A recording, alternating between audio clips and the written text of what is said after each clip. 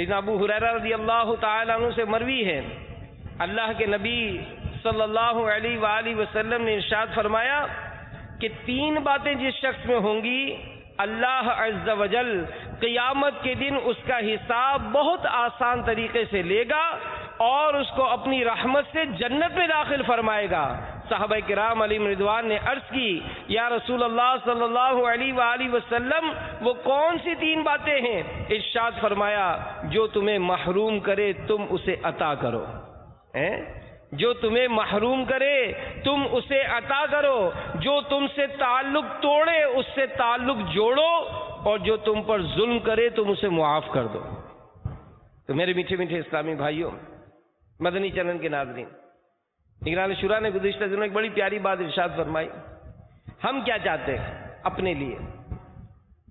ہم کیا چاہتے ہیں ہمارے اپنے لیے؟ کہ ہمیں کوئی محروم کرے یا جو بھی جس سے ہمارا تعلق ہو وہ ہم پر عطائیں کرے؟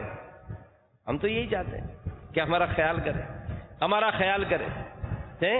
تو اسی طرح ہمارا سلوک کیا ہونا چاہیے؟ ہمارا سلوک بھی یہی ہو کہ جب ہم چاہتے ہیں کہ کوئی ہمارے ساتھ زیادتی نہ کرے تو ہم بھی زیادتی نہ کریں، ہم نہیں چاہتے کہ کوئی ہماری برائی کرے تو ہم بھی برائی نہ کریں۔ بزرگوں نے فرمایا کہ تم کسی کے ساتھ بھلائی نہیں کر سکتے تو برائی بھی مت کرو، تم کسی سے کی تعریف نہیں کر سکتے تو برائی بھی مت کرو۔